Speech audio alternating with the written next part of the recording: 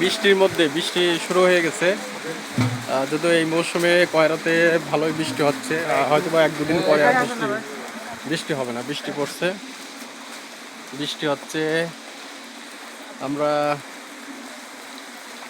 বৃষ্টির মধ্যেই কাজ করছি।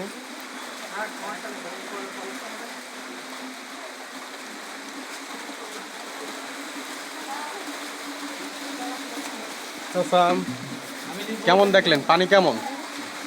একটু জোরে বলবেন। পানি খেয়েছেন তো আপনি, না? পানি খুব ভালো পানি। মিষ্টি কেমন? মিষ্টি আছে ভালো। এমন মিষ্টি পানি কি আগে এখানে ছিল? না। তাহলে এই পানি খেয়ে আল খায়ের ফাউন্ডেশন যে পানির ব্যবস্থা করছে আমিরুন নেসা আর মাধ্যমে, এর দ্বারা আমাদের এই এলাকার কয়রা উপজেলার মানুষ উপকৃত হবে। কত মানুষ পানি খেতে পারে? কত মানুষ এখান থেকে পানি নেবে? 4-500 ফ্যামিলি হবে। 4-500 ফ্যামিলি। তাহলে 4-500 ফ্যামিলিতে 5 জনকে ধরলেও আমাদের প্রায় 5-7 হাজার লোক। এছাড়া সুন্দরবনের একটা বৃহৎ অংশ এখান থেকে পানি নেবে। আমরা দেখলাম যে জরিপে দেখলাম সুন্দরবনের যে জেলে বাওয়ালিরা তাদের সংখ্যা কত? তাদের সংখ্যা এরকম ফ্যামিলির ভিতরে করে সবাই করে জঙ্গল করে। হ্যাঁ, আর এমনি জেলে বাওয়ালিরা যে পাশের যে স্টেশন আছে ওখানে তো পানি নেয়, তাদের সংখ্যা কত? একটু জোরে বলবেন। 4-500 না?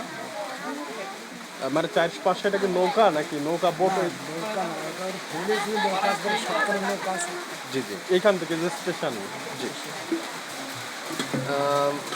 এখন কয়রা আমাদের এখানে বৃষ্টি শুরু হয়ে গেছে। যদিও এই মৌসুমে বৃষ্টি আর হবে না, এটাই শেষ বৃষ্টি। হয়তো বা 1-2 দিন কয়রাতে বৃষ্টি হবে, তারপরে আর বৃষ্টি হবে না। বৃষ্টি হওয়ার বৃষ্টি হওয়ার সম্ভাবনা নেই। আবহাওয়া তেমনই বলছে।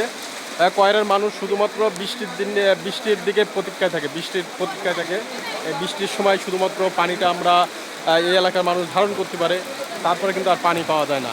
তো পানির জন্য যে 9 মাস, মানে কয়রার মানুষ 9 মাস দীর্ঘ সংগ্রাম করে। এজন্য আল খায়ের ফাউন্ডেশনের উদ্যোগে আজকে যে ব্যবস্থা নেওয়া হয়েছে, এর মাধ্যমে কয়রা উপজেলার মানুষ উপকৃত হবে। কয়রার এই এলাকার মানুষ কিন্তু উপকৃত হবে। এখন খুব জোরে বৃষ্টি পড়ছে কয়রাতে। আমরা যখন এই কাজগুলো করছি তখন কয়রাতে প্রচুর বৃষ্টি হয়েছে, প্রতিদিন বৃষ্টি হয়েছে। আমরা বৃষ্টির মধ্যেও কাজগুলো করতে পেরেছি, এজন্য আলহামদুলিল্লাহ সবাইকে অনেক ধন্যবাদ। আর এখন প্রচুর বৃষ্টি হচ্ছে।